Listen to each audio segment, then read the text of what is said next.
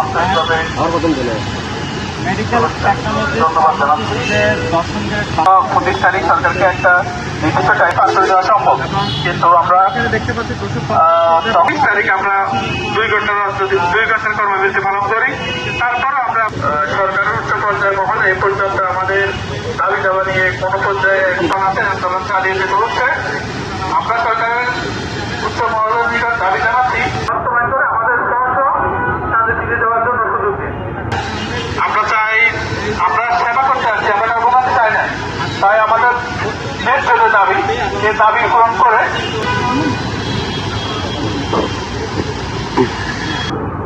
আমরা medical technology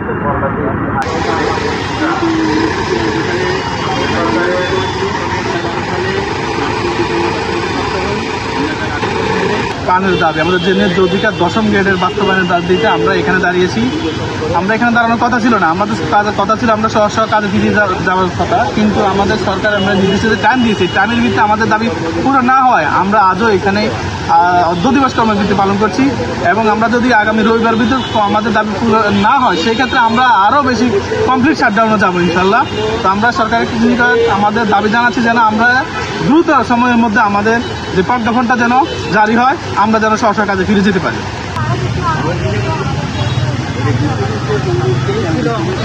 medical technologist ও pharmacist প্রত্যেক জেলা উপজেলা সব জায়গায় কর্মবিরতিতে আছে। আমাদের একটাই দাবি, 10ম গ্রেড বাস্তবায়ন চাই। 1994 সালে ইঞ্জিনিয়ার ডিপ্লোমারা 10ম গ্রেড প্রাপ্ত হলেও 2011 সালে নার্স ডিপ্লোমা, 2018 সালে কৃষি ডিপ্লোমারা 10ম গ্রেড প্রাপ্ত হয়েছে। কিন্তু সেই ক্ষেত্রে আমরা মেডিকেল টেকনোলজিস্ট ও ফার্মাসিস্ট ডিপ্লোমাধারী হওয়া সত্ত্বেও আমরা 10ম গ্রেড এখনও প্রাপ্ত হই নাই। সরকারের কাছে আমাদের একটাই দাবি, 10ম গ্রেড বাস্তবায়ন চাই। আমাদের এক দফা এক দাবি, 10ম গ্রেড চাই।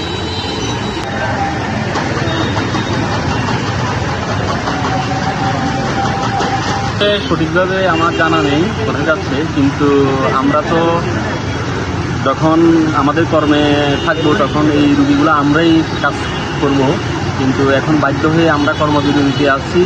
এই জন্যই যে এই মুহূর্তে আমাদের আর করণীয় কিছু নাই, কারণ আমরা একটি বছর যাবত এই বঞ্চনার স্বীকার করছি। এটা কর্তৃপক্ষ দৃষ্টি দিবেন।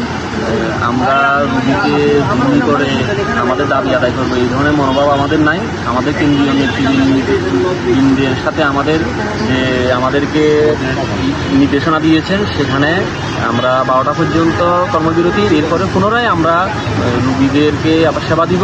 সাময়িক অসুবিধার জন্য আমরা দুঃখ প্রকাশ করছি। আমরা গতকালকেও রুগী পরীক্ষা করেছি, তবে কিছু সময়ের জন্য বিরতি ছিল, রুগীরা সেবা পাচ্ছে। সাময়িক কষ্ট হচ্ছে, সেই জন্য আমরা দুঃখ প্রকাশ করছি। এভাবে ল্যাবরেটরি বন্ধ থাকার কারণে আমরা আন্তরিকভাবে দুঃখিত।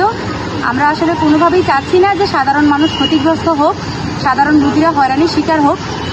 যার কারণে আমাদের এই অর্ধ দিবস কর্মবিরতি সরকারের কাছে একটি মেসেজ পাঠানো যে আমরা অর্ধ দিবস কর্মবিরতি পালন করছি নিজেদের দাবিতে, এবং পরবর্তী দিবসে মানে 12টার পর থেকে আমরা সাধারণ মানুষের জন্য আবারও কাজ করব, আবারও আমাদের কর্মে ফিরে যাব। আমরা সাধারণ মানুষদেরকে হয়রানি করতে চাচ্ছি না। যদি আমাদের 10ম গ্রেডটা পুরোপুরি বাস্তবায়ন করে দেওয়া হয়, আমরা প্রজ্ঞাপন হাতে পেয়ে যাই, তাহলে হয়তো মানুষের সামান্যতম হয়রানি আর হবে না। আমরা সকাল 8টা থেকে যথারীতি আমাদের কর্মে পুরোদমে ফিরে যেতে পারব। ধন্যবাদ।